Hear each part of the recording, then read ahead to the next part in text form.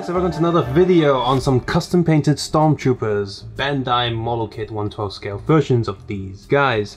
For more details, you can check out the first one, the red and blue sort of metallic painted ones, but also want to see some recommendations of what kind of Stormtrooper I could paint next, because inside this box is a fresh unbuilt Stormtrooper, and see what I can do with that. So without further ado, today we're taking a look at two Stormtroopers here that I have painted in the past, but in this case these are redone versions of them. We have a Shadow Trooper here as well as an Iron Man style Stormtrooper. I'm just going to throw some clips here on the previous versions of these figures before we did them, and I basically much just used like Gundam marker pens and stuff, and I mean, let's be honest, it doesn't look good at all. It looks rubbish. So what I did is I went back into these figures and completely resprayed all the bits that I deemed were just disgusting. So I just redid them. So while I think I did improve this figure, I don't think it was salvageable at all the way how I originally printed it. I mean, he looks much nicer now, the black is much more smoother. As always, the joints and the inner hands are not painted whatsoever, and I went back in with a chrome pen to redo the eyes and stuff, and as a result I'm much more like happy with this guy as he was before. The weapons, any of his weapons are not painted at all because they're just regular Stormtrooper weapons and they're just black, so there's no reason to paint them. So right now he doesn't look quite like a Shadow Trooper because he's got a bit too much of a matte finish to him, but overall he does look much nicer. Just a quick tip here, again for more details check the red and blue video, the first one, but quick details here. The way I did this was, you know, I just went back in, sprayed the whole area in black. In order to get this matte finish, I would go get a transparent spray, gloss, matte, and there we go. If I was to redo this figure all over again, I would just spray all the white armor pieces before I build the figure, and just get it all black to begin with.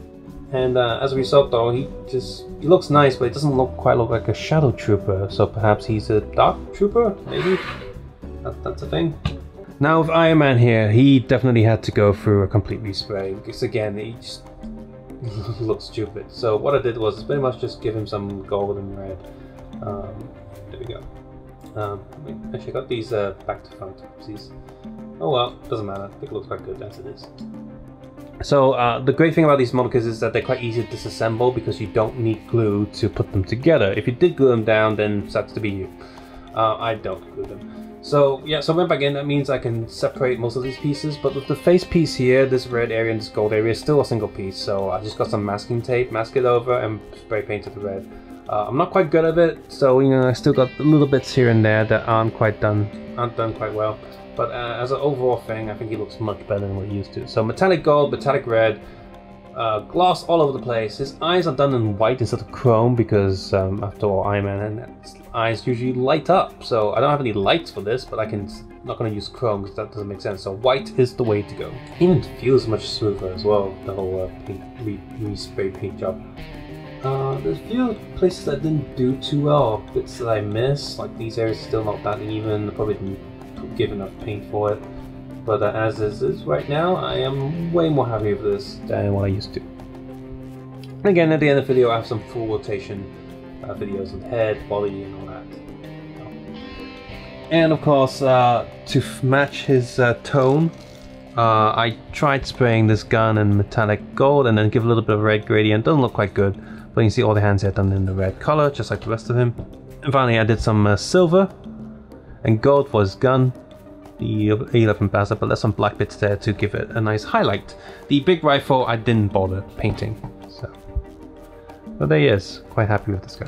The entire black figure is pretty much a spray job, apart from the chrome areas. With the Iron Man there, these silver lines, I did have to like manually paint those with hand. That's why I messed up a little bit on the leg there. Because you know, masking that and then spraying that with silver spray was going to be a bit ridiculous. So just got some regular like model kit paint, and because it's pretty much a line, so that's much easier to paint and paint well.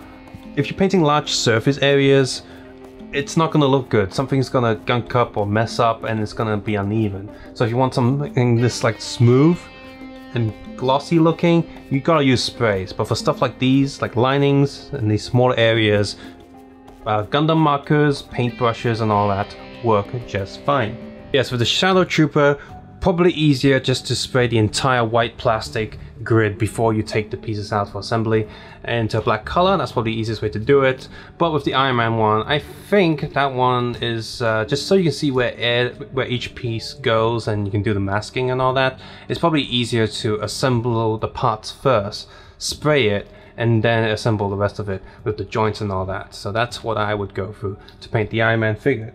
So I hope you guys enjoyed this quick video on two of my updated, sprayed, painted model kit Stormtroopers, and stay tuned for the next one where I have two more to show you guys that I redid from the original ones.